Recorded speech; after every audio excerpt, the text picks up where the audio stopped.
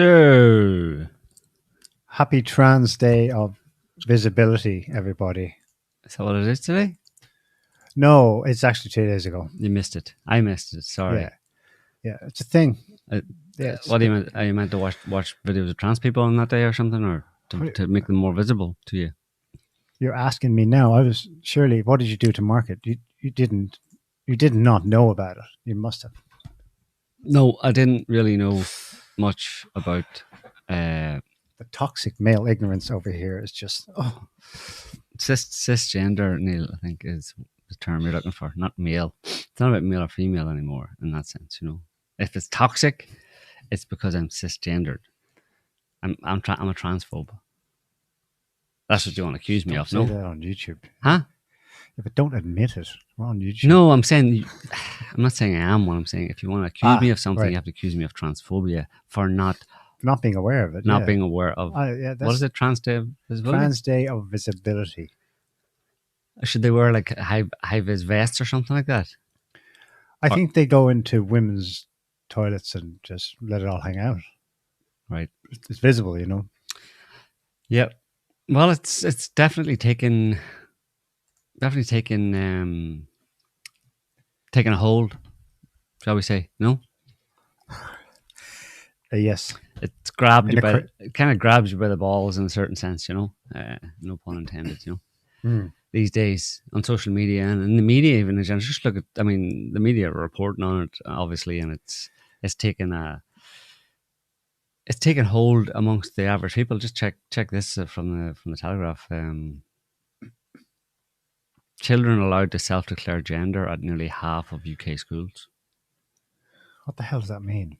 Parents kept in dark as teachers increasingly turn to external agencies that promote controversial and contested beliefs, warns a report.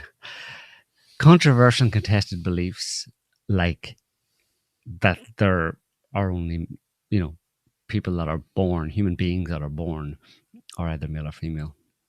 You know, the actual number of people who are born neither is so infinitesimally small as to say that it basically, human beings are born male and female. That's a controversial, uncontested belief, to say that human beings are born either male or female. Because of course it gets. I don't think anybody would necessarily disagree with that. Even trans people wouldn't disagree with that. When you're born biologically male or female. But it depends. When you say born male or female, are you only talking about biology? Or are you talking about the spirit, the essence? Right, yeah. That's the where it gets. Can you be two spirits? That's why can you be two spirit? It's quackery. What do you mean quackery? I mean, we can allow for all kinds of spiritual. Who's the transphobe discussions? Now? But no, you just called it quackery. It is quackery. That's transphobic for sure. It is quackery, right? No.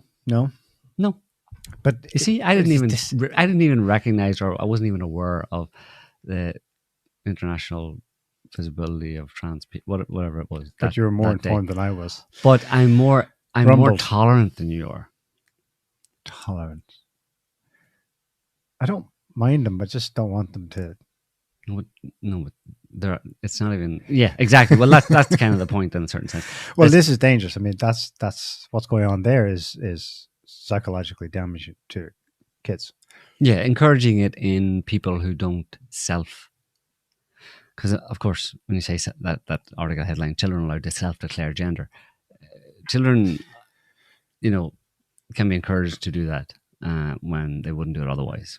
It's one thing for someone to be so committed to the idea that they are not essentially the gender, or they don't feel like the gender that they were born as. It's one thing for a person to kind of declare that or come to that realization and persist with it throughout their adult years. To try to make real a feeling which is fleeting and passes. Well, apparently not for a lot of them. And then they go all the way to the extent of getting surgery. Well, that's a separate issue. Regret it. That's a kind of separate issue. When they realize later, actually, I am what I was born. Yeah, it's complicated, but people change their minds all the time. Here I'm talking about adults, people who are already who are adults and are, like, say,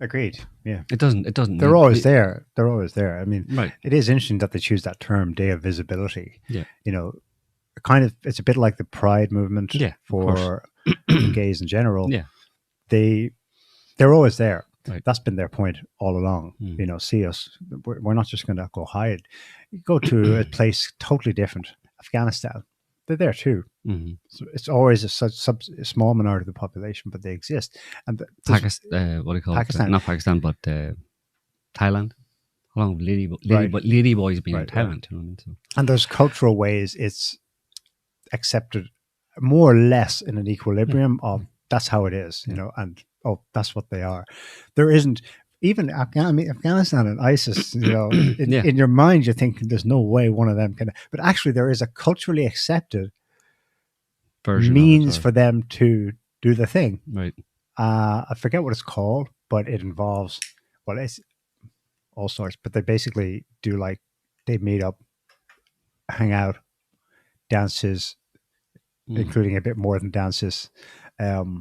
All through the ISIS, not the ISIS years, but the Taliban years.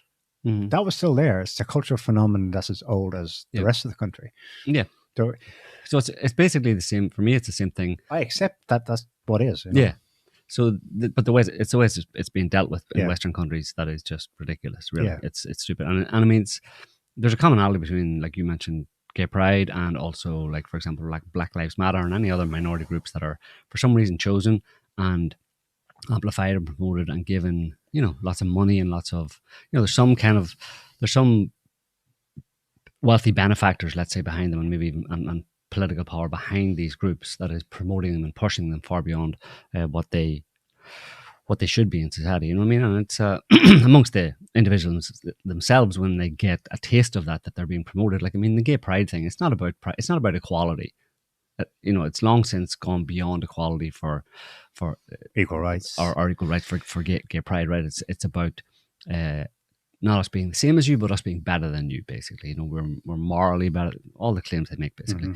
And wanting to be held up in, you know, above and beyond any other groups in society. Want to be the most revered or adored group in society, or the most, you know, the group that is the biggest victim and therefore deserves the most attention as compensation, or the most reparations, or whatever it is as compensation.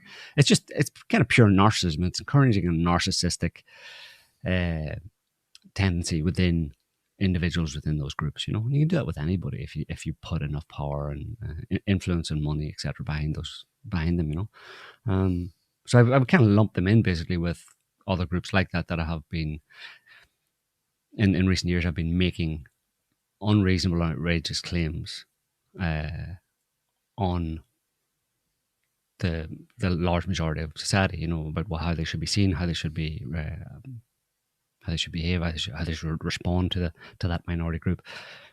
It's self-evidently stupid and a bad idea for society. But what are you gonna do? That's where you get into conspiracy theories, right? Where somebody wants to promote this for some bizarre reason. Again, maybe it's not a conspiracy. Maybe it's just virtue signaling among certain political types, or whatever, who are promoting these groups, or whatever, because they're getting to feel like they're, you know, defending the victims. I don't think we need to. Nobody needs a cause. You know? That suggests agency. I would shift the scale and go towards it's structural, because it's late stage empire. It's actually happened before in history, where things became extremely colorful at the end. And it seems to come with the excessive comfort, material comfort, the United States in particular has found itself in. Too much freedom. Too much ease. It's too easy. Freedom. I have an amazing article, actually. I don't know. We probably want to do Trump first, do we? What about Trump? Trump's been indicted. I know, has he? Again? That's not the first time. Poor man. He's been impeached twice. It's the first. Threatened to be. Indictment is, for any non-Americans, like, he's actually been charged. A legal process begun. Not Hillary Clinton, not Hunter Biden, not Anthony Fauci. Certainly not anyone connected with the Jeffrey Epstein affair. Donald Trump. Is there a conspiracy in that one then? Definitely. That's Okay. political. Political conspiracy. I Exist. was wondering, what's the point? It's so patently political that even lefty legacy media in the United States is like, this is a bit obvious that it's political. I was wondering, maybe they're doing it, maybe there's some sense to it. Maybe they're doing it because just the fact of being indicted and having an ongoing case that will go all the way through next year. Like a shadow. Well, would it be a shadow? I thought maybe there would be a legal tripwire that he could not be a candidate. Apparently not. No. Nothing in the US Constitution prevents someone from running for president while facing charges. And even a conviction would not bar them from the nation's highest office. The only tripwire would have been the January 6th. That's why they pushed hard with that, I think. On his way out the door, we were like, it's done. He's surrendered. He's accepted Biden's going in. But the 14th Amendment prohibits anyone who has, quote, engaged in insurrection or rebellion from holding office. I thought that's the thing they would have used against him. But so why this? Why this is... That's all they've got. It's all they've got. And it's propaganda. It's the optics. It's like casting a shadow over him. It's just throwing more shade at him, basically, and trying to. But even moderates are saying this is like the optics of this help his base, help his numbers, his base. But no one else. Not the people who wouldn't have not the never Trumpers, like not the orange man bad. This is just more proof that absolutely not. It's, if anything, the negative side of it, and again, this would be a kind of conspiracy. This is encouraging division within American society between the left and the right, the pro-Trumpers and the anti-Trumpers, and it's trying to encourage political turmoil and social turmoil and social decay or social unrest. Let's say that's what it most likely could do. And if it does nothing, for example, if it really does nothing, like, the way we just thought about it, if it really has no impact, no negative impact on Trump in regards to him running for re-election or running for election again, then what's the point? And if, it's only convincing the people who are already convinced, and it's only not convincing the people who are already not convinced that Trump is evil, what's the point? Well, it just further divides the two. It makes push the two sides further apart. So, it makes them see each other, more likely to see each other even more so as enemies. So everyone who's saying this is farcical because this will only put him in the White House, he would win, he would go over the top easily in the election. They're missing the fact that the sizable minority, or half, whatever it is, who already dislike to extreme hate Orange Man bad, this cements them in their belief already that I knew it. It's like WMDs. I knew there were WMDs in Iraq. Finally we got him. He is a criminal. I was right. I kept the word on. So you think it's done with the cunning strategy in mind that this actually helps keep him out of the White House. That's the conspiracy theory. If you want a conspiracy theory, it's being deliberately done, then, but it is in the level of conspiracy theory then, because in that sense, it's got nothing to do with actually trying to stop Trump from getting reelected or whatever. They know it won't do that. The people who are pushing this in the Washington establishment, let's say the Justice Department or whatever, Biden's Justice Department, they would have to be doing it for an ulterior motive, which is a conspiracy theory. Ulterior motive being to sow further social discord in American society. I'm not saying that's what's happening, but I'm saying that's the only thing I can think of that will be the only obvious outcome, assuming, the reality of the situation is that what we've just said, it's not going to impact Trump's chances in the election, and it's not going to, either way, one way or the other, it's not going to increase support for him or decrease. It's not going to increase support for him among people who already support him, and it's not going to make the people who don't like him dislike him anymore. Maybe a bit more, but that doesn't change anything. They're still not going to vote for him. They're really not going to vote for him now. And the other ones who were really going to vote for him are really, really going to vote for him now. That's still a vote. It doesn't make any difference. When you scratch your X in the ballot box really hard, that's still one vote. Maybe. Yeah. Well, it depends. That's a whole different. U.S. elections, we don't know. That's a whole different conspiracy. Trump on Trump got on mainstream just about. Fox Hannity interviewed him, told him our country is dead. That's probably accurate. Yeah. Jacob Chansley was released the same day. Yeah. Not suggesting anything. Tucker Carlson. He can't run for office because he was convicted of insurrection, right?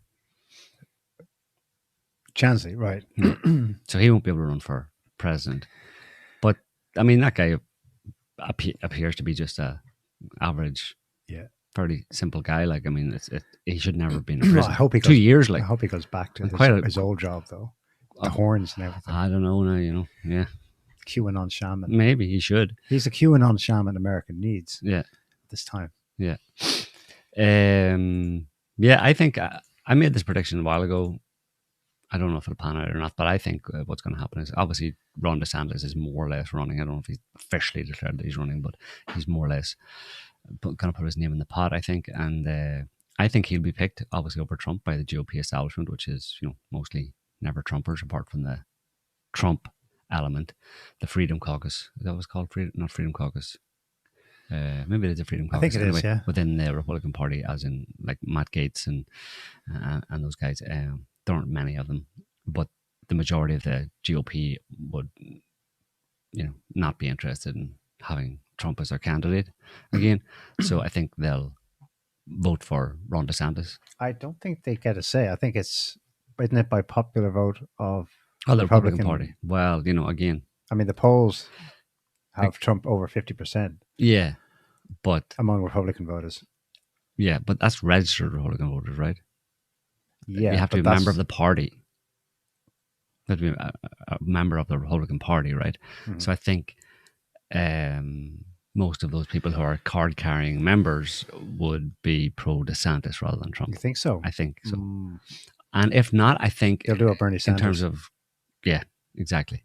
One way or another, they'll get DeSantis in as the nominee for, or as a Republican candidate for presidency, and Trump will run as independent, thereby splitting the vote, the Republican vote, and of course whoever runs for the Democrats, Biden, I don't know, Harris, I don't know, whoever runs. So you basically end up with a vote split three ways, and the possibility that no candidate will get 270 electoral college votes.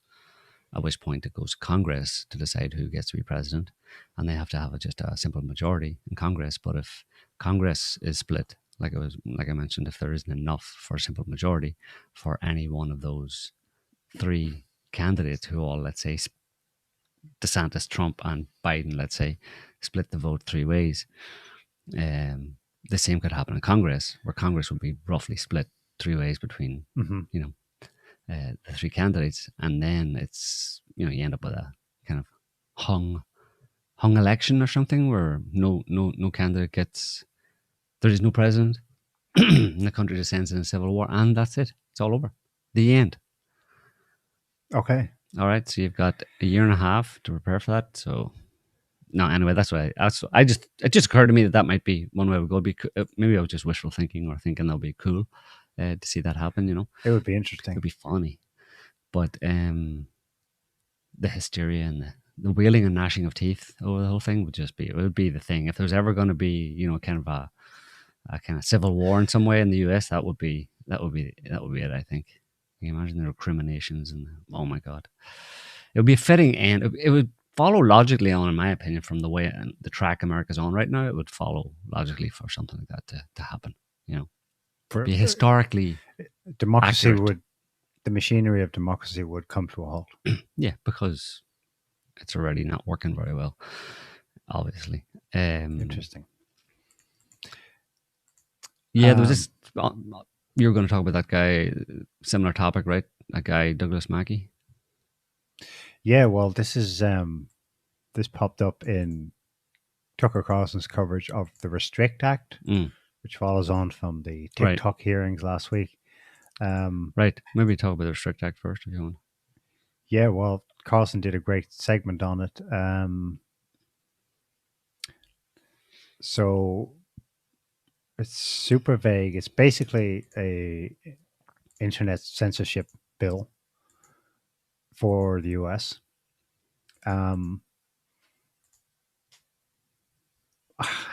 That's it. It's serious stuff. The bill's definition of a foreign adversary. Let's have a look at this. Basically, anyone in the US, if this bill becomes law, who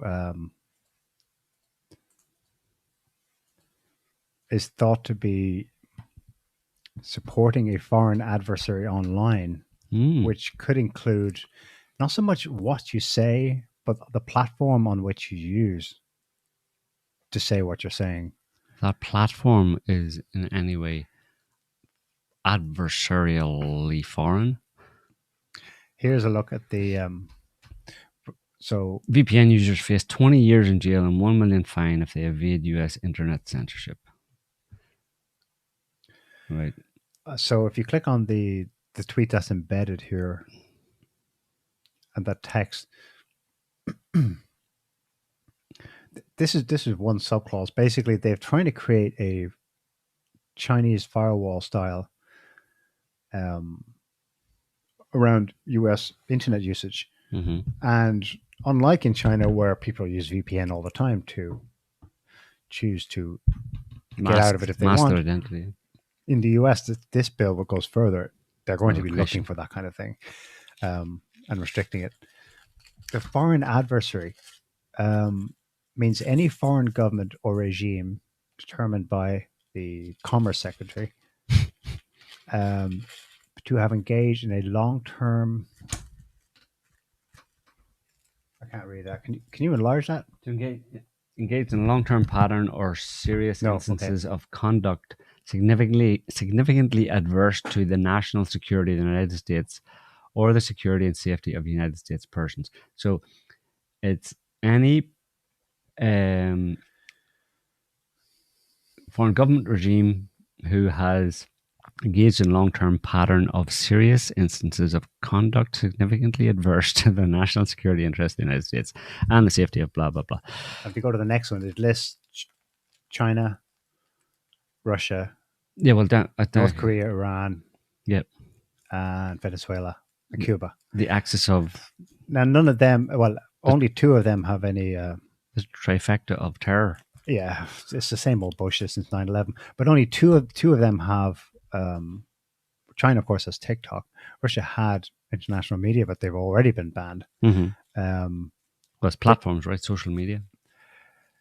VK, but that's no significance. The only one that is significantly impacted here is TikTok. This is a kind of a roundabout way of regulating TikTok, right, in the US. So what does it actually mean? The Restrict Act wants to put you in jail for 20 years for using a VPN, for using a website or app. So if I use a VPN to use a TikTok, or if say I'm an American citizen and I use a VPN to use TikTok, then I can get 20 years in jail? Or is it what I say on just using it? It's open. It's very vague. It's unclear as to whether it's the specific thing you said or your use of the platform.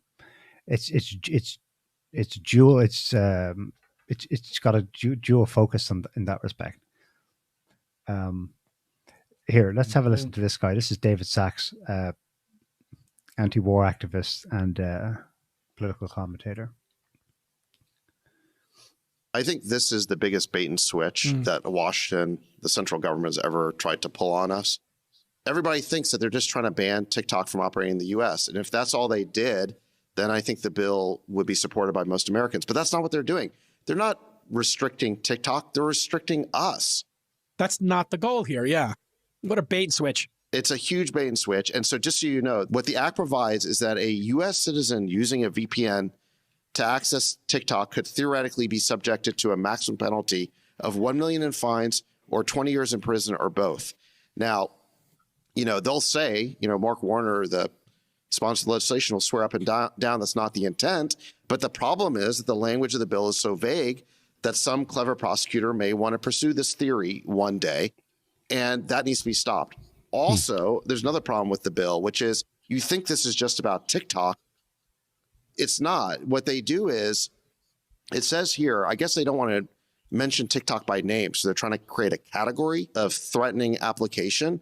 But because it is a category, it's very, very broad. So the bill states that it covers any transaction, not just an app, in which an entity described in subparagraph B has any interest, and then entities described in subparagraph B are, quote, a foreign adversary, an entity subject to the jurisdiction of or organized under the laws of a foreign adversary, an entity owned, directed, or controlled by either of these. And then it gives the executive branch the power to name a foreign adversary, any foreign government regime that one of the cabinet secretaries defines without any vote of Congress. So this is giving sweeping powers to the executive branch to declare, foreign companies to be enemies. This feels like the plot of the prequels in Star Wars. Well, emergency powers. Said, here we go. We criticize China for having a great firewall. What do you think this is?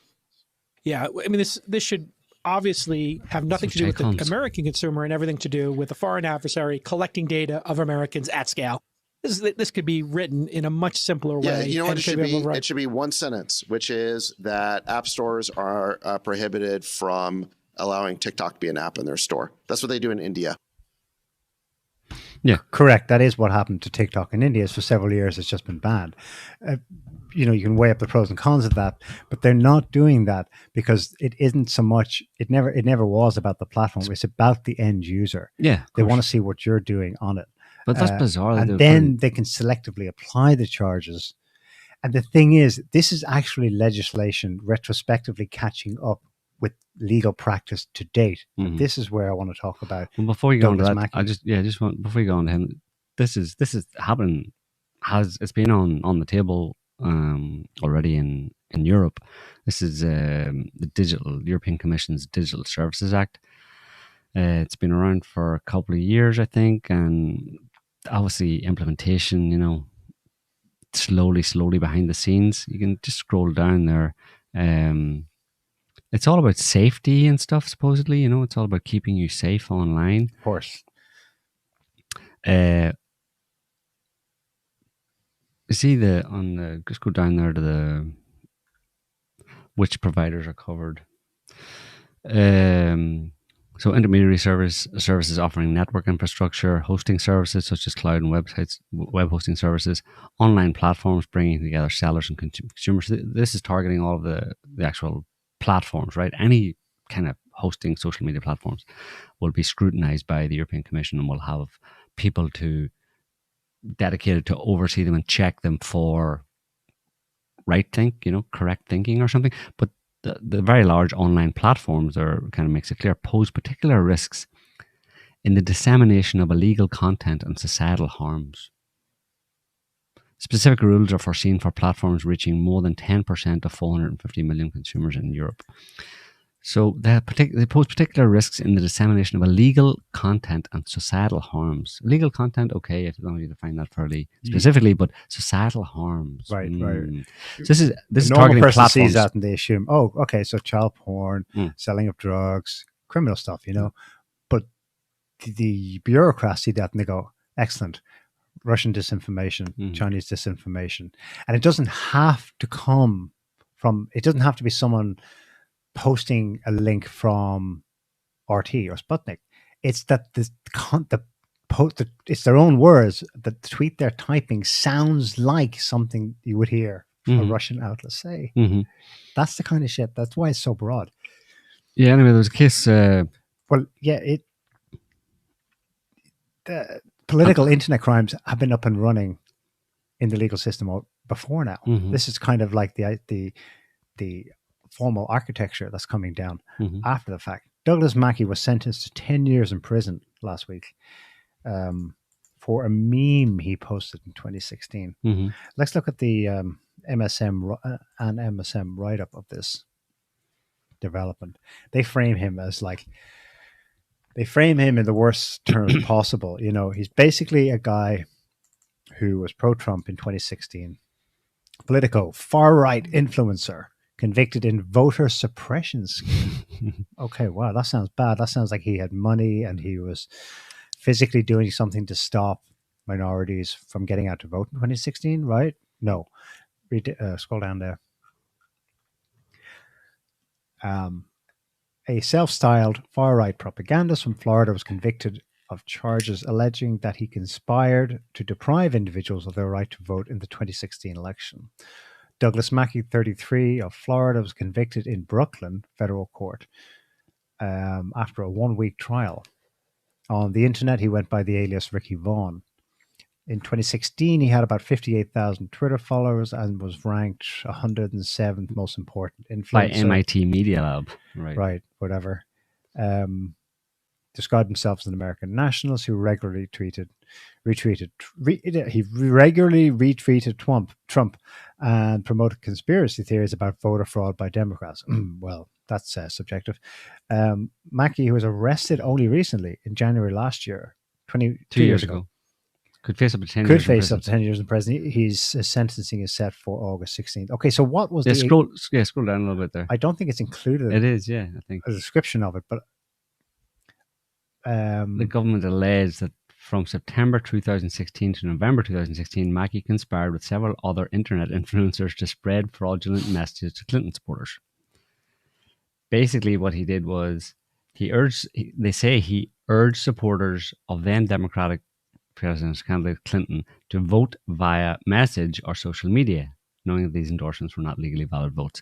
So the thing is, on the same Twitter account, I assume, he's posting pro-Trump tweets and anti-democratic tweets and throwing in there, he's trolling people by saying, hey, you all should go out and vote via text. Don't go out. Don't, save time. Here's the meme. It was obviously a joke. Obviously. This trial took this meme seriously on the level that this guy, there he is by his alias, Ricky Vaughn, tweeting that. They said because he chose a picture of a black female Hillary Clinton supporter and then put the text over the overlay text that's similar to the text font that was used by the Hillary election Avoid campaign. The line, vote from home, text Hillary to 59925. And they're swinging that to he was engaging in voter suppression in an orchestrated campaign, conspiring, quote unquote, with other influencers. He made a freaking meme. And think about it. They're taking it on the level. This is how the establishment, the Democrats, see black and female voters and others, I suppose, that they would actually be susceptible to that in significant enough numbers to sway the election result. And that they would really do that rather than vote. Well, in the Politico article, it says by election day 2016, at least 4,900 unique telephone numbers texted Hillary or something similar to a text number that was spread by multiple deceptive campaigns images tweeted by Mackey. The way they call it, it's a meme, and they call it a deceptive campaign image. Yeah. I don't know how the internet works. No. But 10 years in jail? Or they do, but what they're doing here is they're selectively applying conspiracy where there is none. Look what they did with Russiagate. Right. There were a few ads that could be pinned back to that place in St. Petersburg. And they metamorphosed it into the online work of tens of millions of ordinary Americans. Remember, they were tweeting like Jesus versus Clinton and stuff like that. And they tried to tie that one back to originating as a Russian idea seeded into the minds of Americans. Horse shit. It was a funny, organic, domestic, creative thought that originated in the United States. Yeah. In fact, a lot of those so-called pro-Russian, Russian troll farm tweets that allegedly swung it for Trump or swung it against Clinton in 2016. I mean, it came out that there was the Clinton campaign, people within the Clinton campaign set up fake social media accounts to send out, like to tweet or on Facebook, to send out messages pro-Trump and against Clinton in order to make the case that that the Russian troll farm actually existed. They had no evidence that it existed, so they decided to create them themselves. Right. So yes, there were some genuinely obviously a lot of homegrown pro-Trump American social media posts at that time, but some of them that they actually used as evidence for Trump-Russia, collusion or Russian troll farms, they were actually created by Democrats themselves to create the evidence for the claim that they made that had no evidence. That's deep. That's meta conspiracy right there. Did I just send you that one, Scotty? This on the same kind of line, same theme. This week, French woman faces trial and a $12,000 fine for insulting Macron on Facebook. She said she stands accused of insulting the president of the republic and is going to stand trial on June 20th. She said they want to make an example of me. The woman named by the paper as Valerie said she was astonished when she answered the knock on the door on Friday morning to find police had come to arrest her. I asked them if it was a joke. I'd never been arrested. What did she actually say? Yeah, she said she called him she basically the complaint focused on a post, her Facebook post, or on her page on March 21st, the day that Macron gave a lunchtime interview to French TV to defend his pension reforms. And she wrote, "This piece of filth is going to address you at 1 p.m. It's always on television that we see this filth." Yeah. And that's like thought crime. Yeah. Go straight to jail.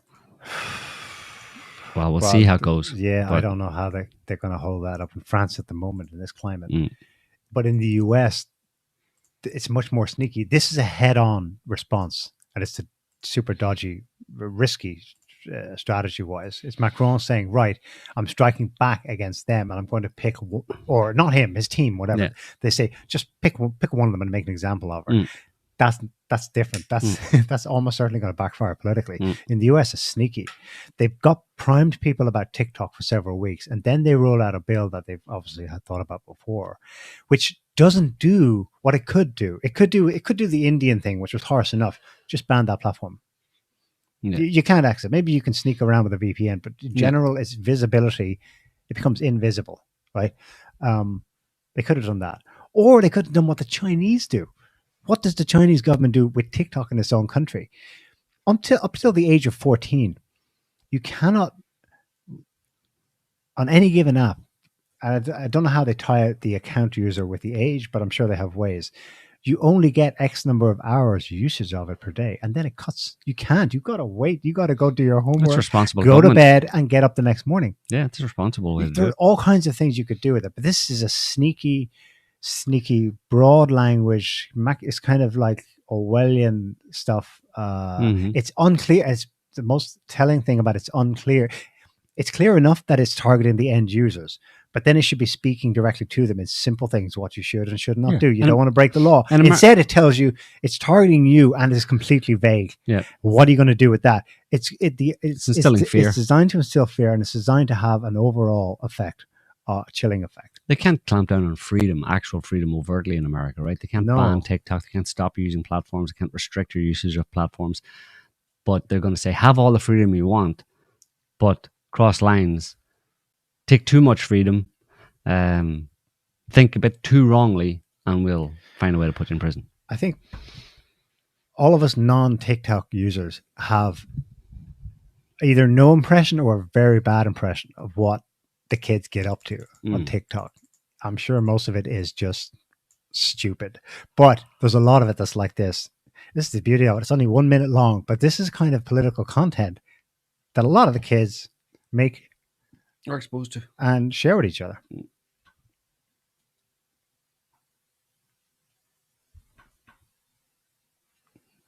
Get the sound. It's funny. It's funny with the sound, bit of music.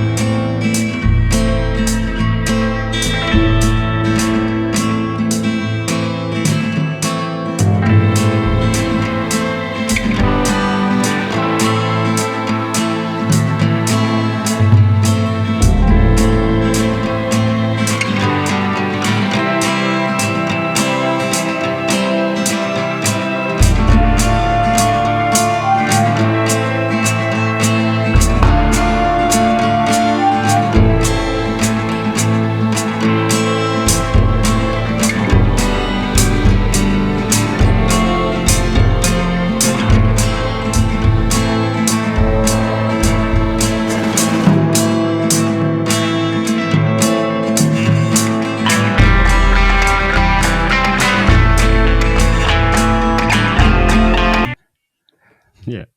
How cool is that? 1 minute, CIA's bullshit over the last 5 decades summed up. I mean, that's the kind of thing they don't want on TikTok. Yeah, well, you have to. I mean, the average teenager, I don't know, you have to be a pretty informed teenager to get what's going on there, right?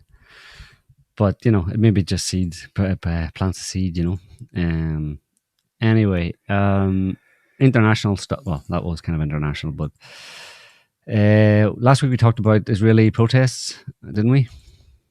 Protests in Israel against Netanyahu, or did we? Maybe touched on it, yeah.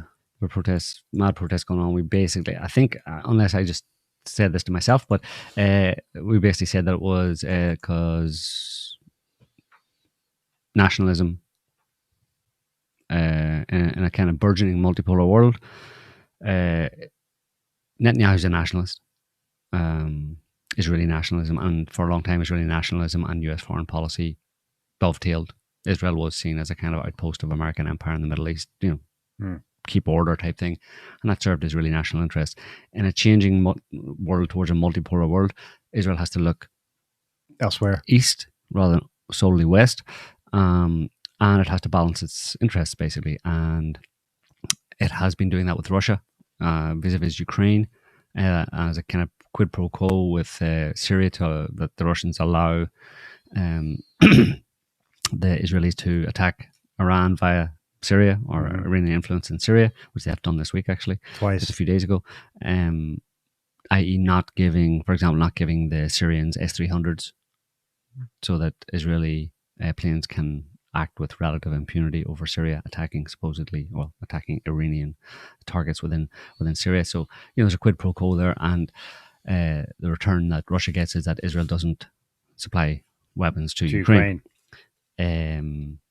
And they've held that. That's under huge pressure in Washington. Right, exactly. So a lot of pressure in Washington, and the protests against Netanyahu were pretty much a kind of color revolution. Not so much color revolution, but organized. Putting pressure. Yeah, I mean, it was funded by. There's one group. I can't remember the exact name of the group, but there's a group that was behind the protests, and their only funder was the U.S. State Department, basically. NED, maybe National Endowment for Democracy, but basically the U.S. State Department was funded them.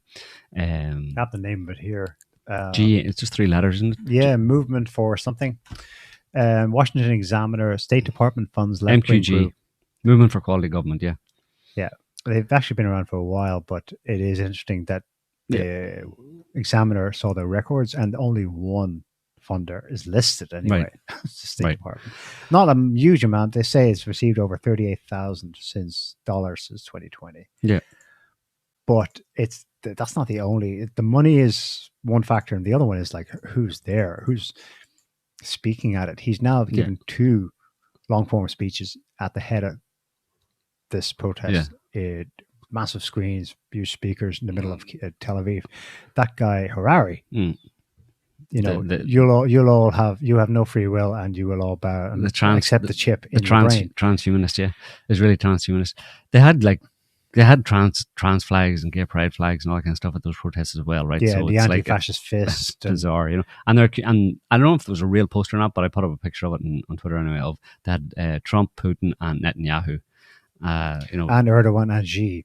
Right, in all these dictators must go, basically. So it's obviously totally in line with U.S. foreign policy rather than there can be no nationalist leader anywhere. Right, and there can be. Well, the point was it was targeted. It was trying to associate Netanyahu with Putin and Trump, which is obviously straight out of the U.S. State Department at Washington D.C. and it's putting pressure on Netanyahu basically because it's tying them together and it's basically saying, listen, Netanyahu, we're not happy about the fact that you're not, fully committed to us anymore, or you appear not to be fully committed to us anymore. You're playing your own game. And Netanyahu himself actually, more or less came out and his son did. No, he did himself. Did too. Yeah. His son said the US is trying to overthrow. Yeah, his son came out and said it, but Netanyahu said it there. 4 or 5 days ago, he said Israel. If you just scroll, well, I don't know if the top tweets, but that's the bottom one. blah blah blah, strengthening democracy, restoring government. But he says the main point, the main tweet was Israel is a sovereign country which makes its decisions by the will of its people and not based on pressures from abroad, including from the best of friends. I wonder who he was talking about. I.e., he's basically saying pressures from abroad. We're a sovereign country and we'll do what is in our best interests. It's amazing. I never thought it'd be kind of providing any support for Netanyahu. I know, these are strange times. But that's what happens when the whole world gets upended, you know, from unipolarity towards multipolarity. Everybody starts changing sides, you know, slowly moving. Here's one of those massive posters they had specially printed. Yeah, that's the one I was thinking of. Trump, Bibi, Putin, arrest. And if you scroll down the next, there's a second part of it. No one is above the law, which has been the mantra on US MSM all week long because of the announcement of Trump's indictment. No one is above the law. This shows that no one is above the law. It's amazing that all those Israeli protesters are out there and being weaponized in that way, that they're completely clueless, you know what I mean? That they don't know what they're doing. They're carrying basically a US State Department poster that they don't know is a State Department poster. And a slogan, you know. Well, English is the lingua franca of the liberals in capitals. Well, of course, but it's not the language. What I'm saying is they have no idea they think they're protesting about something. They think this is their idea. It's not their idea. Yeah. They're basically, they may as well all work for the State Department. They don't know. And maybe that's true about most protests, or a lot of protests around the world, but they do not know what they're protesting about. They don't know how they're being weaponized and how they're being manipulated. And they're carrying like posters like that or banners that are, you know, the letter of US foreign policy right now. Of all the things to hit Bibi with, this is the most bullshit. He won. He got the most votes, his party, in the elections December last year. He's entitled to form a government, assuming, you know, all things being equal, that was accepted. No one has contested the election results. So the Likud party, his party, won most. He's already backed down on having a couple of cabinet posts to one of the parties in his coalition. I forget the name, begins with S. It's a new one. It is ultra-right. I mean, relatively in the spectrum, it's so-called ultra-right. It's religious right. It's settler attitude, you know, Israeli Jews. But whatever. If you want democracy, you want to play by those rules. That party, they came third. And one of the things he's backed down on is, okay, well, they won't be in the government. But I mean, hang on a second.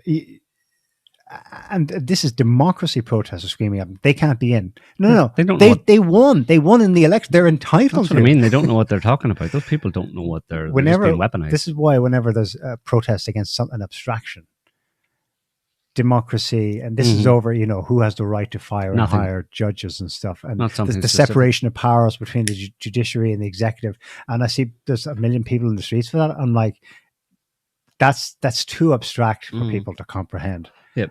They've been given some other reason to be out there. Some simple narrative, basically. So this is bizarre that we're defending Netanyahu in this world, but this has other implications. All those people, and I know they're only a minority in reality, but Jesus Christ, they get a lot of amplification. When if we're ever cast as far right, one of the things that's said about us and QAnon types everywhere is that they believe the Jews control the world. Well, what's going on here? Exactly. What's going on here? If the current Israeli government there's an attempt on the way to oust it that's just been elected. Who is it? The Jews or is the U.S. State Department? After all, yeah, you know, staying in that area. We mentioned there that during the week, Israel. First of all, American troops are boots on the ground in Syria. Have been since whatever. It's probably not it's probably more than 10 years now, since 2011. But so basically, America's occupying part of Syria right now, and it's obviously that's a long story. But this week, one of the American bases in Syria was attacked allegedly by Iran-backed groups. Just throw it up, Scotty. The interesting thing with this headline is 6 U.S. troops diagnosed with traumatic brain injuries. Remember that? Where have I heard that before? Where have you heard that before? Huh. Strange that pops up again. That's what they were calling U.S. casualties or injuries, casualties in that sense, not deaths, they claim, when the Iranians launched missiles at Baghdad. Erbil in northern Iraq. Erbil, ironically, the Assad airbase in northern Iraq following the assassination of Soleimani. Yeah. And crazy. At that time, they said traumatic brain injury. Is that just a euphemism then for dead, basically killed? Is that like? I wouldn't be surprised if they've come up with that. Like, I think so. For the optics, let's call it traumatic brain injury. At the time, I looked hard to find, because they do post obits and stuff, and in local news media in the US, whenever there's someone is killed, the family has to be notified, and it becomes a local story, even if it never gets national attention, because that's bad news. That's American. That's our boys coming home in body bags. Blah blah blah. They do still have to publish it somewhere. I never did find one for the January 2020 missile assault, though. So maybe they got lucky and they just got, 90 soldiers with, quote, traumatic brain injuries, and no one was killed? Yeah. Okay. You hear that in any other, what about the Ukraine conflict? Do you hear much about traumatic brain injuries being reported from the conflict in Ukraine? No, similar situation, right? You're having shells or drones, basically bombs blowing up at bases or amongst military personnel. What happens? Do a bunch of them get traumatic brain injuries and that's what's reported, or do they get killed and maimed? Killed and maimed. If it's mentioned. It's like, I mean, I really wouldn't put it past the Americans to come up with this term and decide that's what we'll run with from now on, traumatic brain injuries. That's what'll happen, if they ever go to, if America actually goes to war with anybody, which it probably won't, but, you won't get any reports. No US troops will be killed. They'll all just have traumatic brain injuries. So yeah, that was. And then in response to that, it wasn't really in response to that. The Americans supposedly launched some airstrikes in Syria as well in retaliation for this attack by an Iranian drone. But then Israel joined in as well and targeted some, what they say is Islamic Revolutionary Guard Iranian personnel, and killed one person, according to the Iranians, according to official sources.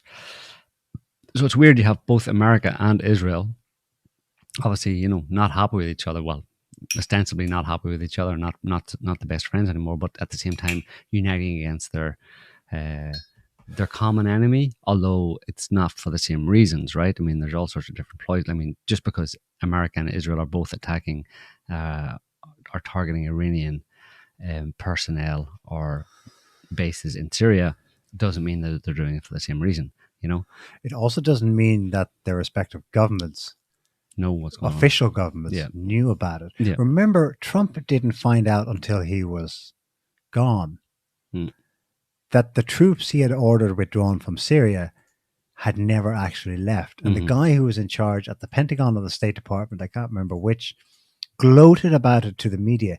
Yes, we got a memo, an order from the White House to pull out X number of troops from Syria. We just ignored it. For 2 or 3 years, we just ignored it. So you can have a situation there where I presume now that the gates are open now that we see this split between official Israel and unofficial deep state Israel. Apparently, it exists there too. Maybe they don't know what's going on. Maybe it's not Netanyahu's doing. It's perpetual continuation government. It's someone else who. Yeah, well, Russia's part of the US. It's very complicated. Like Russia's trying to balance a lot of things there in the Middle East between Israel. Between Israel, obviously between Israel and Syria, trying to protect its interests in Syria while America is there, while at the same time, staying friends with Iran and Turkey. Turkey trying to stay friends with Turkey over Syria because of their border dispute and the Kurds and terrorism and all that kind of stuff, Kurdish terrorism. So Russia's trying to balance Turkey, Syria, Iran, because Iran is friends with Syria and Syria is allowing Iranian influence in, but also Israel against Iran and Syria to a certain extent, but only because of Iran. And the Turks and the Iranians not be like the nightmare, like, you know what I mean? Yeah. And I mean, the whole thing could just break out, and it could get beyond Russia, and there could be some kind of a conflict that break out there between multiple different parties, you know. The longer the Americans stay, the more likely, yeah. Yeah, of course. They tend to be the thorn in the side, you know. Speaking of... but other events are going to overtake this. Yeah. Go on. Where did you want to segue to next? Just to Pakistan. Pakistan is... when did he write this? This is from a few days ago, 4 or 5 days ago. Potted history of Pakistan. Imran Khan, elected several years ago. Basically, you have a bunch of America firsters in Pakistan, right? I mean, Pakistan has long been, you know, to a certain extent, the plaything of the American State Department, you know, a base for American foreign policy, right? Going way back to, you know, its foundation. Back to its foundation, and then most notably the Soviet-Afghan War, and, you know, the creation of the Mujahideen and the arming of the Mujahideen and Al-Qaeda and all that kind of stuff.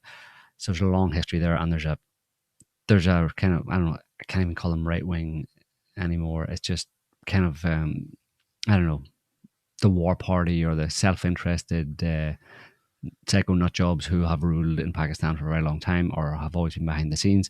Imran Khan, being a decent guy, wants to, you know, he's more into, you know, he's more of a nationalist. That's why I wanted to call the guys who are the element in the government who are seriously against him, as we'll see. I wanted to call them right wing, but I want to call Imran Khan a nationalist as well, which tends to be right wing because he's nationalist in the true sense of the word, where he wants to maintain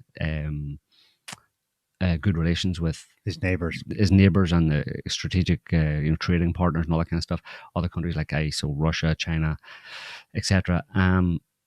But these guys aren't interested in that, and the guys who are against him in the Pakistani state, basically, in the Pakistani intelligence, appear to be just basically, you know, an extension of the CIA or, you know, Washington DC. Basically, they're beholden to them, or they are willingly beholden to them. Let's say. So anyway, Imran Khan gets elected, very popular amongst most Pakistanis, and I don't know if we covered it at the time, but since he was elected a few years ago. I think it was last year that he was ousted as a result of a quote unquote no confidence vote, and the reason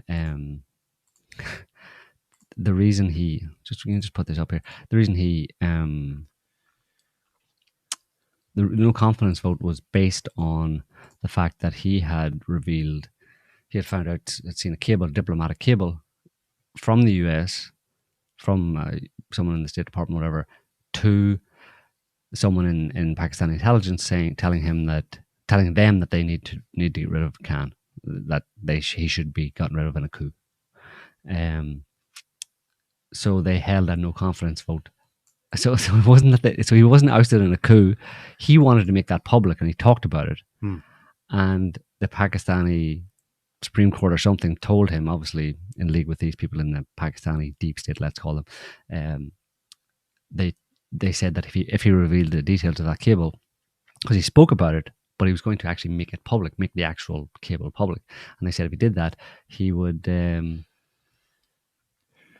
be in breach of the Constitution, of the oath that they swore to the Constitution. Like, think about that.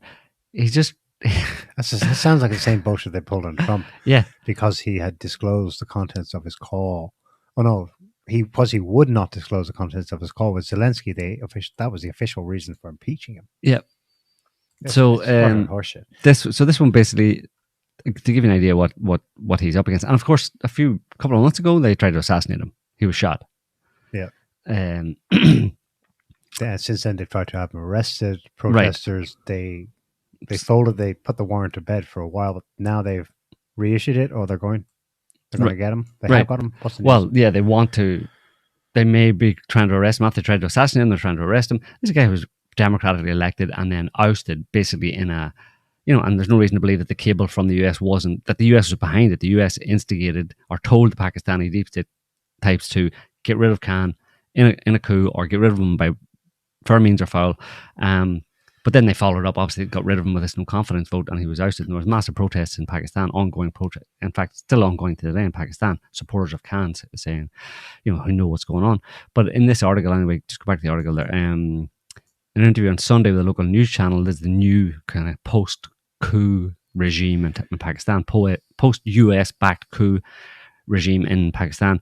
Interior Minister Rana Sanullah, second most powerful official in the government, issued what many say are not so veiled threats to Khan, who since his removal from power last year has been demanding immediate elections.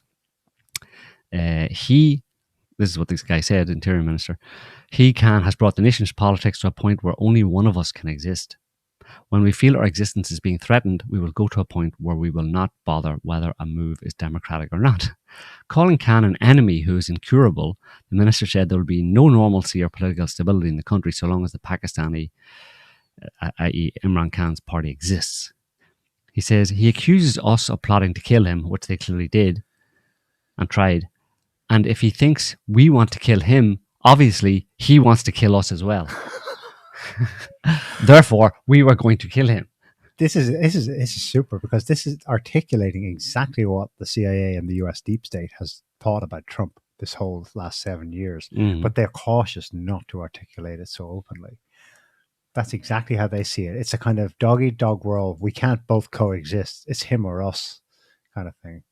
Yeah, so it's general elections later this year, and they're trying to get rid of him between now and then. And they may actually, because Khan keeps on arranging or organizing rallies, right? Massive rallies in support of him, and these people are his enemies who are in government right now are terrified of it, and they may actually. Pakistan has a history of just flip over into military coup. Let's form a military junta and we'll rule the country for a while just to keep things under control. So that may actually happen or not. It depends whether or not Khan actually doubles down on it and says, because there's elections later this year.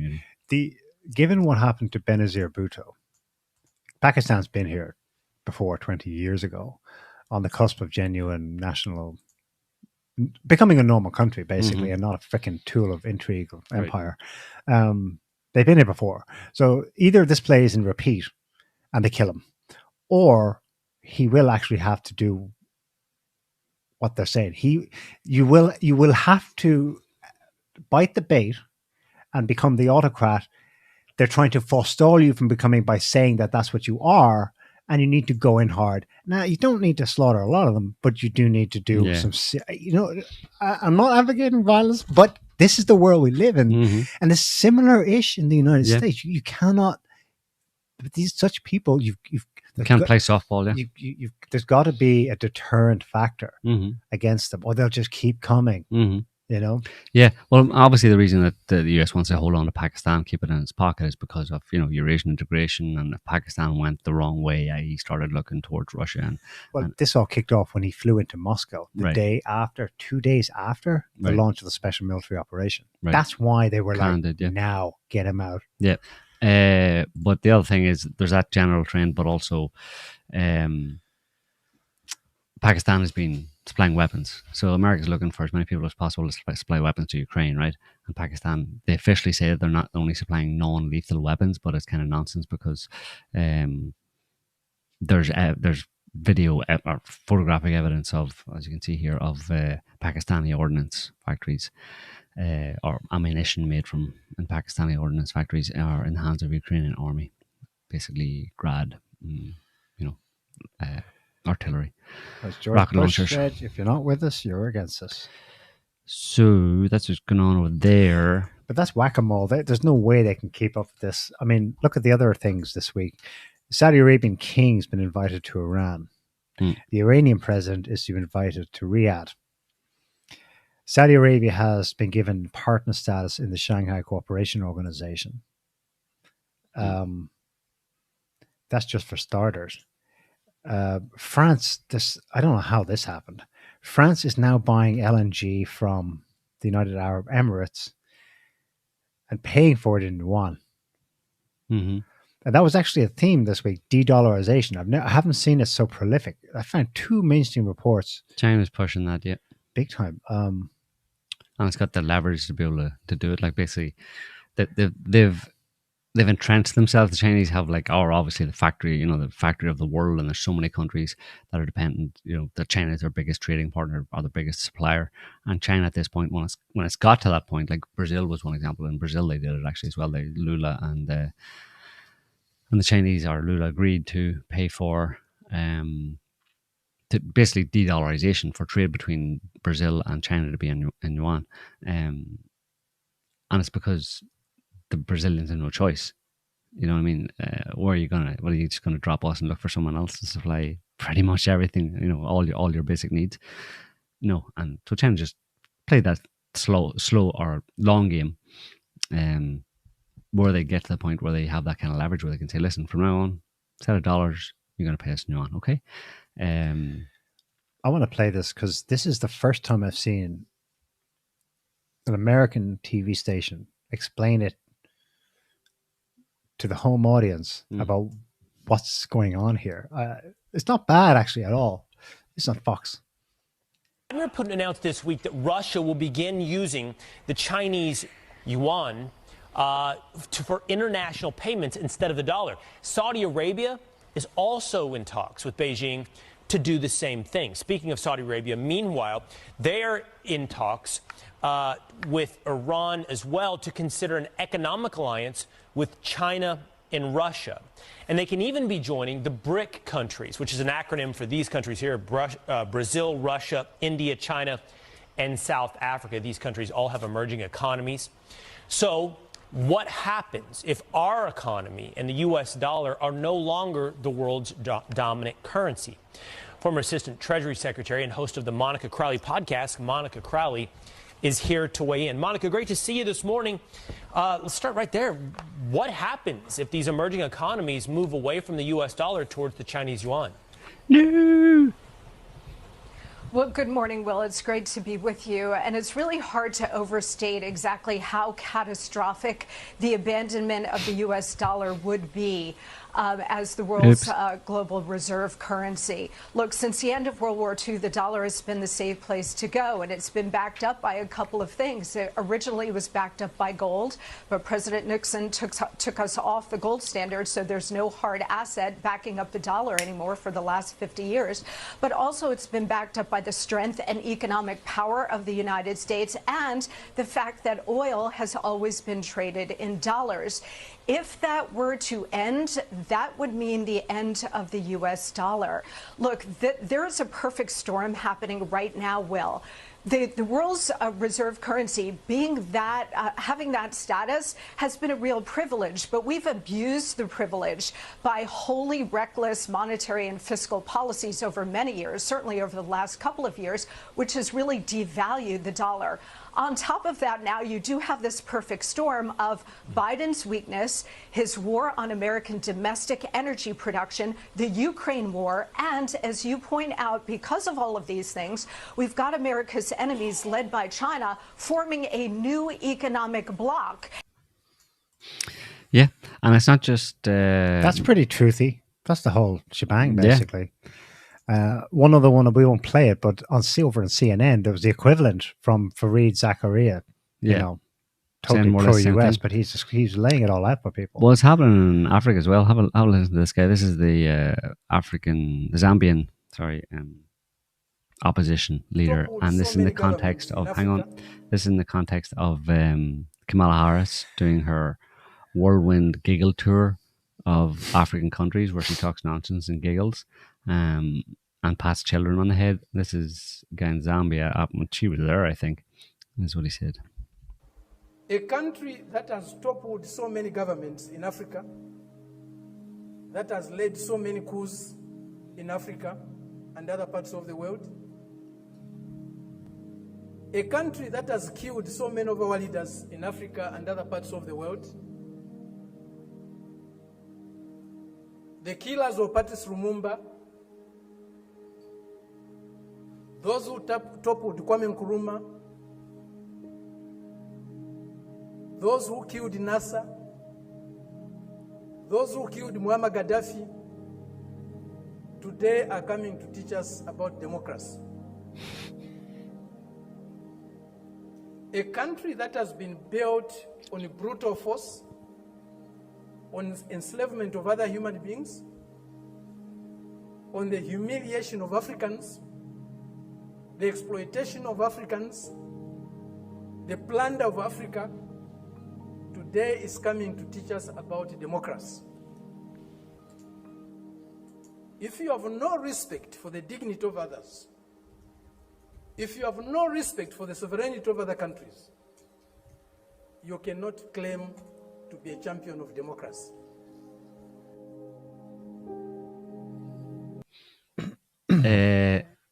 Totally non-PC. Did he miss the fact that Kamala is the first black female vice president of America? He should have been celebrating that. Yeah. Oh my God. He wasn't the only one. The Ghana president with Kamala next to him said similar stuff. Did you notice that the text was in English and Chinese on the podium? It was actually I suppose a forum, and it was called the International Forum on Democracy. That was Chinese led at the same time in Africa, right? Maybe that's why she went. Sorry, that was a while ago, yeah. So when she was there, but then a few days later, the US held their, what do they call it? Their actually, that wasn't in Zambia. That was during Kamala's visit, but he was in China. He was in Beijing at this. So he was invited. African leaders were invited, opposition leaders, whatever. So it's like they're vying for, basically the US and China at the same time, more or less within a week, are holding something like forums called something like International Forum on Democracy or Forum on Democracy or Summit for Democracy in Summit for Democracy in Washington and International Forum on Democracy in Beijing, and they're asking people to come and talk about our version of democracy, and we're seeing where the chips fall. It's kind of funny, it's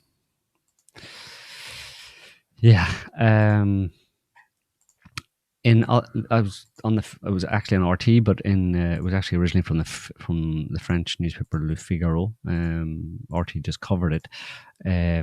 Interesting little tidbit on the whole Ukrainian grain thing, where there last year the Russians were being accused of blocking grain exports from Ukraine, and this grain was going to poor African countries, and how could Russia be so evil and so heartless to stop Ukraine exporting grain to third world countries. And then Russia finally relented, as long as they could oversee it and all that kind of stuff, and it was stalled and started again. Well, anyway, it's from the Figaro, that the Figaro French newspaper.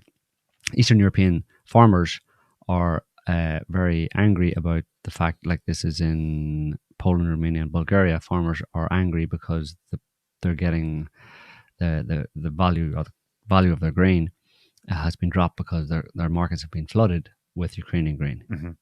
That grain was meant to go to that Ukraine and the US and everybody said was going to go to African countries, and that Russia had let it go. Starving Africans, no, actually it went, which is what the Russians have said. That the Europeans are hoarding this shit. That they're lying, and that it was going to Europe. And not only that, so not only were they lying about it not going to Africa, it was going to Europe, but it's actually having causing significant economic problems for Eastern European farmers, because flooding the market drops the value of the grain. It's the last hurrah, the last plunder. It's the last. As things continue to go wrong for America, as a multipolar world emerges and America's formerly steadfast quote unquote friends start looking elsewhere for other friends, America is going to increase pressure and influence and intimidation and threats on those countries, and they're going to simply turn those countries more quickly against them. They're going to create a situation where most of the world will turn against America because of the way America is trying to browbeat or threaten or intimidate, up to and including, pushing for coups and overthrows and assassinations of leaders, whoever gets in the way. They're going to piss more and more countries off to the point that America will be isolated and will have no friends or very few friends. Yeah. One way or another, the slow de-dollarization is going to have an effect. As well. I have an article here this was in Financial Times. We won't put up, you may not see it. The title is "Why Are Americans Dying So Young?"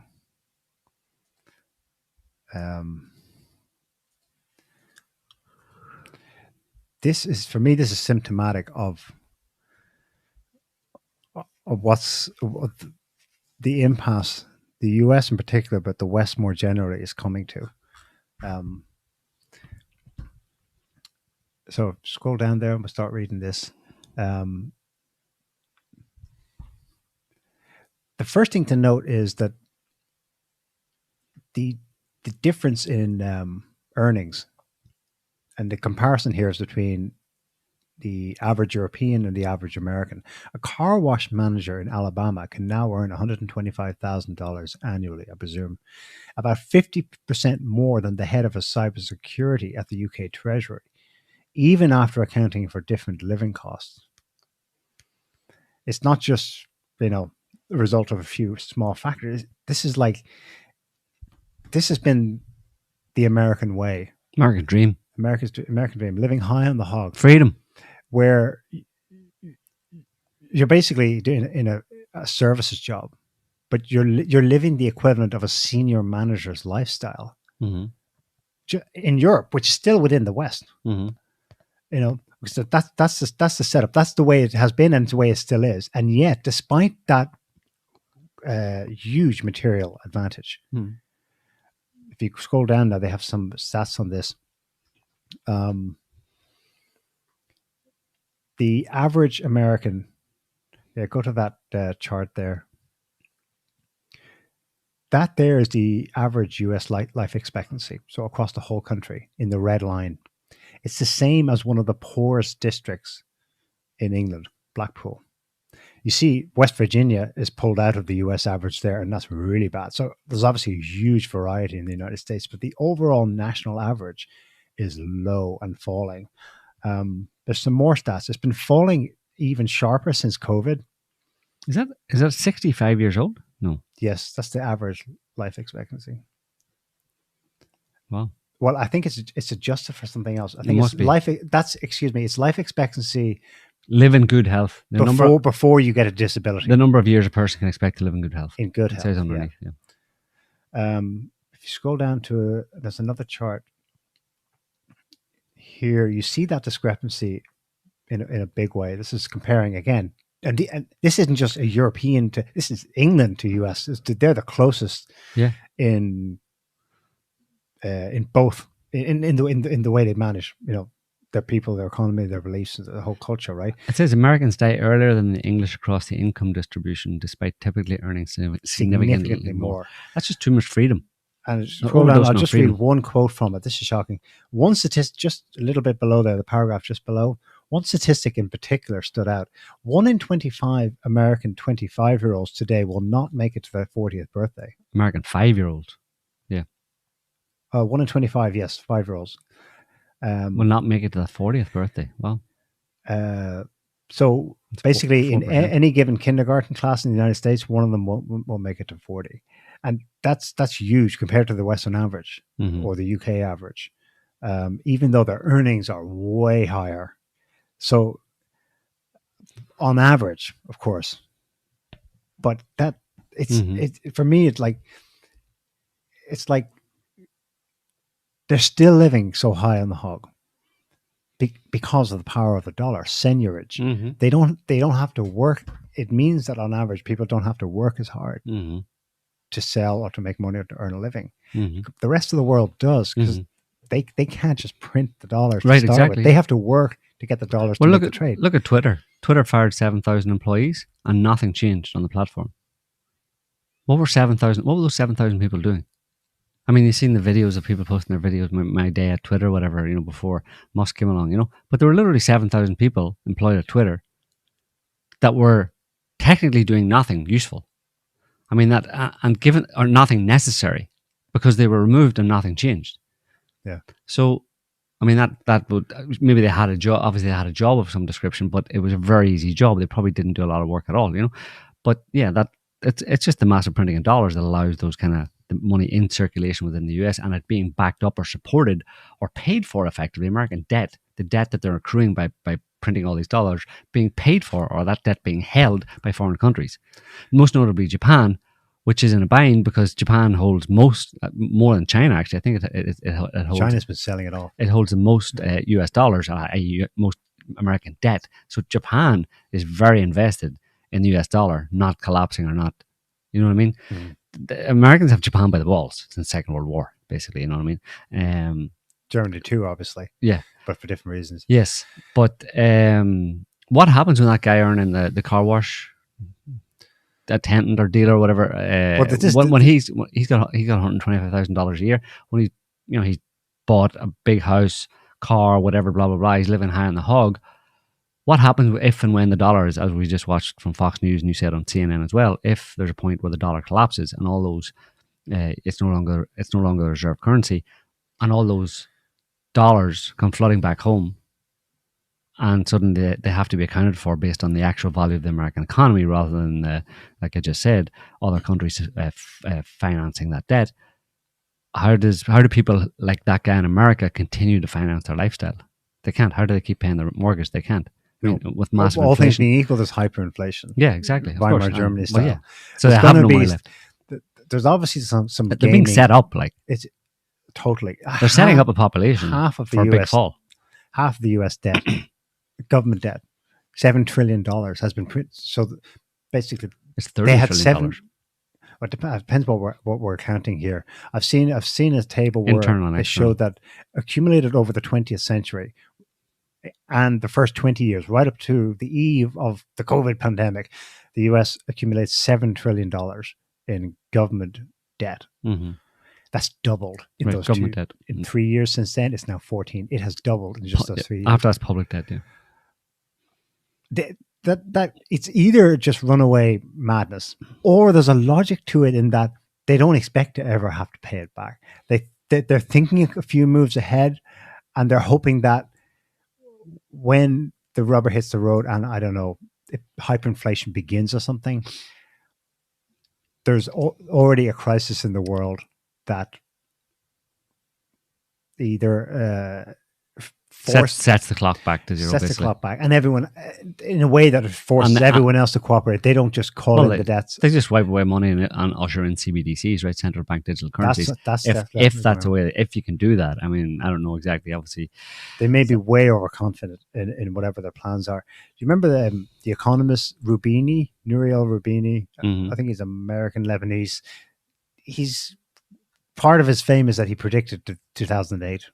Mm-hmm. financial crisis, and that it would come from over leveraged mortgages, right? This week he says the US banking sector is basically hosed. It's no surprise to anyone watching the show, but it's just a matter of time before the US dollar is hosed. But his solutions for it, he has none. They're facing a triple storm of rising inflation, becoming doom loom, they've titled this. In the face of high and persistent inflation, recession risks, and now a looming insolvency crisis in the financial sector, central banks like the US Federal Reserve are facing a trilemma.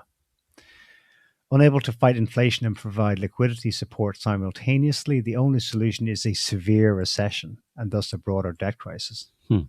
Maybe that's what they think they can manage at home. They will accept. They will take reality on the chin. There will be a recession. Mm-hmm. They did hint at that strongly.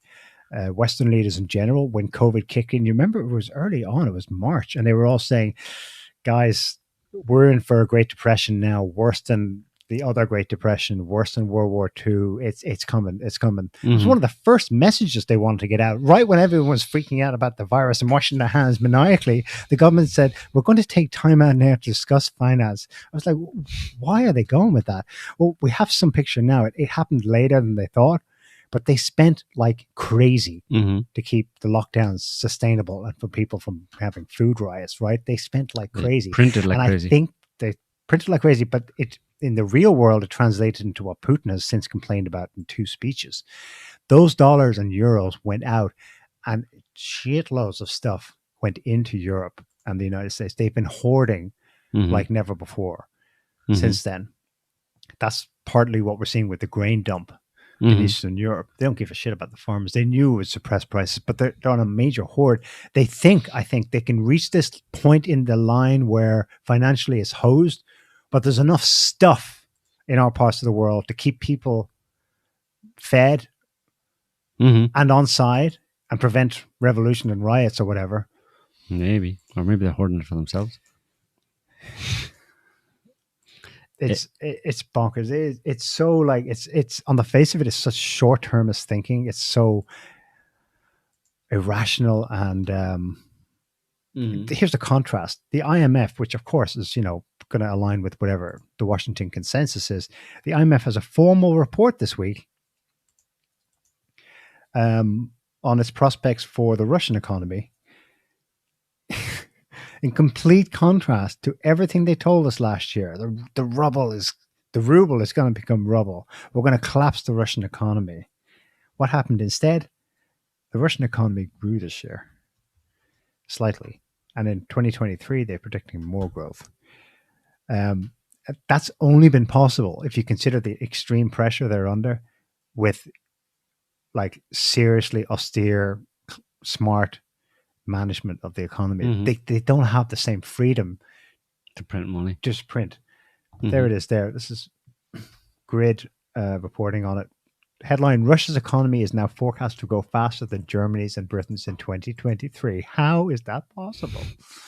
IMF report says over the coming year, Russia's economy will grow while Britain's will contract, and that Russia will actually grow faster than Germany, Europe's economic powerhouse, which it will no longer be at the way things have been going recently. This isn't just recent stuff either.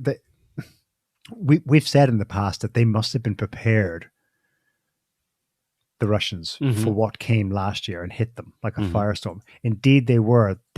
Someone at the Russian central bank spoke up this week and said that they have been preparing since 2014 for what happened to them last year. And that's why they were able to weather it so well. And that's the kind of long-term discipline that everyone else except the United States is forced by the external circumstances of the current dollar-based system to adhere to. The Americans, ironically, they've been hoisted on their own petard. The freedom they've sought for the now, the immediate, the gratification, it's going to render them the least free people on earth. They're going to be completely let's look at that one. Russian central bank reveals how it braced for Western dollar grab. Moscow stockpiled gold, yuan, and foreign currency in cash to offset sanctions. And the first paragraph says they've been doing it since 2014. Beefing up additional funds as a hedge against future restrictions. That's why when half of their foreign reserves, 300 billion, were just stolen, they complained about it, but they didn't do what they could have done. I mean, in another situation, that would have been an act of war. They were like, the way they responded was like they expected it. Yeah. The central bank managed to stash billions of imported dollars in volumes limited by logistics capabilities. The report said, specifying the amount of accumulated funds. Alternative reserves in dollars and gold bars have been stockpiled in the vaults of the Bank of Russia. The safety cushion was created in the form of alternative reserves, less liquid and convenient in everyday life, but more reliable in the face of a tough geopolitical scenario. Yeah, so be like Russia and get some gold or silver. You never know when it might come in handy. Since forever, the British and then the Americans after them, their underlying assumption about how the world has been that if we're not managing it, it's just anarchy. Without us, they've articulated that in many public forums in different ways. You see, we got to go and beat a few heads now and then because we got to keep this. Because if not, it's just the world is just y'all are no good on your own. It's Thomas Hobbes, life is nasty, brutish, and short for everyone. Well, in the real world, what's really happening is quite the opposite. Narrative to justify their the entities in the system that keep life nasty, brutish, and short for most people are those who are saying, without us, you'll only live such a life, And I think that's reflected in the very mature adult ways that two examples, but they're not the only ones. The Russian and Chinese governments articulate and frame the world's what's going on at the moment and what to do about it. So Russia announced a new foreign policy doctrine this week. They've done one recently for nuclear and for their overall military posture, but this is something else. It hadn't been updated since 2016. For the first time, it names the US as not an enemy. You'd think they would. Yeah, after here's someone who's belligerent against us, so I suppose. Well, here's someone who's naming us, has named us repeatedly as a serious threat to us. Yeah, them on China. They're not. The Americans aren't timid about pointing out their bête noirs. You know. Yeah, the whole axis of evil stick, but others don't respond in that way. No, because they're a bit more mature. We'll put it up here from RT, but the document basically puts American efforts to undermine Russian interests in the spotlights. And it states, I think we're in the fourth or fifth paragraph, it states, the United States and their satellites have used measures as a pretext to escalate their long-standing anti-Russian policies and have unleashed a hybrid war of a new type. At that point, you'd be like, if someone in the West articulated a foreign country as doing that, they would be enemy status, belligerent, at war with. But no, that's not what they do. Moscow, and says, does not see itself as the West's enemy. It won't accept their label. Right. We reject your label. Yeah. We are not going to actively isolate ourselves, even from the West. And we harbor no hostile intentions towards it. It adds that Russia expects Western powers to recognize the futility of confrontational policy and hegemonic ambitions, and to eventually return to pragmatic cooperation with Russia based on mutual respect. No! And we are ready for a dialogue and cooperation on such a basis. We're armed and ready, and we'll strike you if you try to strike us. But we're ready to talk at any moment. Because how else is the world that is the difference. Yeah. It's so profound. This is what people who...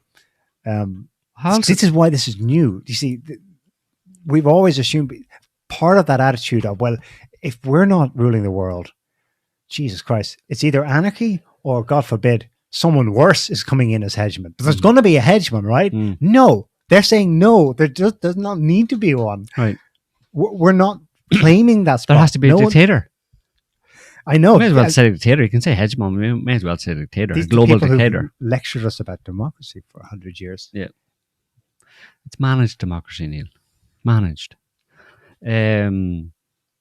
Last week we there's one thing that I don't know if I put it up or not. Well, maybe we'll give him some props. Robert Kennedy. Remember the horse dewormer? Ivermectin. Hydroxychloroquine. Remember they came down hard on it, called everybody a crazy nutbag for one day. Snort horse dewormer for COVID, all that kind of stuff. Well, I don't think I came across this before. Robert Kennedy says that there was a little known federal law that says that you cannot, a US federal law that says you cannot give an emergency use authorization, which is what the vaccines got to be able to be rolled out so early. You can't give that to a vaccine if there is any medication approved for any purpose that is shown effective against the targeted disease. So if Fauci or anybody had admitted that hydroxychloroquine or ivermectin are effective against COVID, it would have been illegal for them to give the emergency use authorization to the vaccines, and they would have never gotten them approved. And a $200 billion enterprise would have collapsed. So Big Pharma, obviously directly, Pfizer, Moderna, all implicated in this, the US government implicated in it, basically suppressing and censoring and ridiculing and effectively banning possibly effective medications against COVID because they wanted to sell you their clot shots. Yep. Yeah. They wanted to make billions of dollars I've heard off. that before. Yeah. Yeah. Well, I've since this, not just that clip of him saying it, but I've seen it in other contexts. Yeah. Every now and then I've tried to, I swore I could see them at the time. March 2020, there were reports that people were going into pharmacies and pulling out, physically removing the stocks of hydroxychloroquine. And even as places like in remote Africa and stuff. Yeah. I haven't found them since, but I'm pretty sure, I do know for sure that by April, the French government ruled that hydroxychloroquine was not safe and to be taken. Yeah, except it's despite the fact it's been taken by a few billion people around the world until now. Whatever. They're just fucking nutbag. Sicko liars. Last week we ended the show with tornadoes from Little Rock. No, was it Little Rock? Yeah, it was Little Rock, right? Didn't we? We ended it with a something fork. Oh no, yeah. Sorry, Little Rock is Arkansas. That's the most recent one. So again, this week, like, and again, okay, maybe it's tornado season, but this is there were tornadoes a few days ago. Serious ones, like 5 or like a bunch of them in Arkansas and this is Wynne, Arkansas, and in Illinois as well. Actually, there were storms there.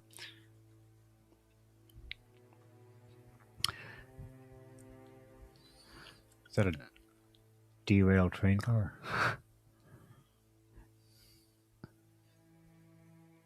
Yeah, derailed train, yeah. And the remains of a home on fire. That's just one of them through Arkansas. It's crazy. There were 2 more train derailments last week in the US. Yeah. Both of which resulted in chemical spills. Right. One in Dakota, one in Weren't there Minnesota? Barges as well. Barges capsized in a river or something that had some kind of chemical on them. It's weird. Very, very strange the way. I mean, people have been talking about American infrastructure collapsing for a long time. And I mean, whether it's helped along or not, I don't know. But again, most people are insulated against it because America is such a big country, you know. But if it picks up pace, you know, you reach a point where a lot of stuff starts falling apart at the same time, you know. But then everything's falling apart in one way or another. So, have you got anything else? Yeah, what's going to happen in France? When? Now, tomorrow? Right the revolution. Now? Today? Nah. Revolution, protests, strikes, whatever. Pensions. You got to push back against the government, you know, especially someone like Macron, who's going to rule like Jupiter, as he said when he first got elected or selected. Do you think he'll fold and just say, okay? I don't think so, no. No, but again, I don't think it's a pension reform that people are protesting against, you know. Yeah. They've got the wind back in them, basically, after the whole, the doldrums of the COVID years. And it's in this French, you know, genetics, basically, to get out there and protest and to just, you know, for whatever reason, the government doesn't have to do very much wrong, but you get out in the street. We can't go to bed until we have a good protest and get a good beating by police, basically, you know what I mean? It's that's the French mindset, you know. We can't go to sleep until we've had a good protest. So and ostensibly it's because they hate the state, but actually not to hate the state. They want to remind the state periodically that we don't trust you, don't like you, and we know you're up to no good. We won't necessarily know exactly what it is that you're up to no good about, and we know there's loads of things, but we're going to pick one of them that has come to light, and we're going to protest about it. Okay. Just to push back against you and try to keep you constrained, you know. And we don't mind putting our bodies on the line. It's a bit of fun, actually, to do that, you know. And it's funny to see, you know, Americans, when those protests were at their height over the past week, whatever, Americans going, oh my God, look, the French are finally rising up. And I'm like, dude, where have you been? Like, I mean, okay, we live here, whatever, but this is par for the course. Like, this is just, like I said, those people needed to have a good night's sleep, and they wouldn't be able to do it without having a good protest and getting some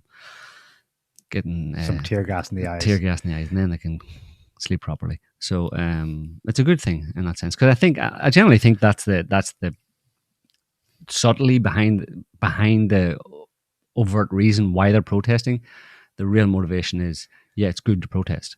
Now, again, the government hasn't had a good protest. We haven't complained, you know, bodily and physically against the government in 3 years, in quite a long time, and it's past time. We got to go out and do it. You know, just to remember that we're here and we don't trust you, any of you. It doesn't matter what stripe you come in. We don't trust any of you, and you better respect us and pay attention to us and not. So it's more like disrespecting us. It's almost like raising the pension age by 2 years was just like, who do you think you are? I mean, it's, you know, technically maybe I don't mind working for another 2 years, or, you know, but it's like you didn't consult me and you pushed it through. Yeah, by fiat, That's by just decree. That's just off to me. So I'm going to protest about it. So it's not really the details. Right. It's about just your attitude. I don't like your attitude. It's good. That makes sense. That's French. Very French. And of course, the leader, Macron, being a Frenchman, the way he counter-reacts is to pick one of them out and go, she insulted me. Yeah, exactly. Yeah. You've got the I have whole been country insulted. in riots, dude. No, Well, that's it. arrest her. I don't like that. But that's an example. Like the French insulted the French by that. protesters are saying you insulted us. And Macron's like, yeah, No, so did you. You insulted me. So what's it going to be? Anyway. Scotland now is a Pakistani leader. Yeah, lovely. That means there's a Pakistani leader of Scotland, an Indian leader of England, and a half Indian leader of Ireland. Yeah, a half Indian gay leader. Did you ever imagine, Joe? What happened to Celts? Where did Celts go? Yeah. What? It's just how the dice rolls, right? You roll the dice and you get 3 6s. Yeah, it's just There's nothing. There's no conspiracy behind it, Neil. It's all just happening. It's just happening naturally. Yeah, it's organic. There's no plan. No. Probably. There is and there isn't, in a strange way. That's probably the answer. Anyway, we'll leave it there. Yeah. Let's leave it there for this week. Yeah, let's get out of here. People are probably bored. People are bored. That's waffling on, bringing them up to date and all the nonsense going on in this world. I'm sure you've been paying attention to the nonsense yourself and concluded that it's nonsense, just like us. But that's our take on it for this week anyway. So thanks for watching. Thanks for listening. Thanks for commenting or whatever the hell you're doing while you're watching this. Hopefully you're paying attention. We'll be back next week with another show, so don't forget to smash all the buttons. And have a good one. Till then, see ya. Bye. See you next week. Bye, everyone. Can't stop the signal now.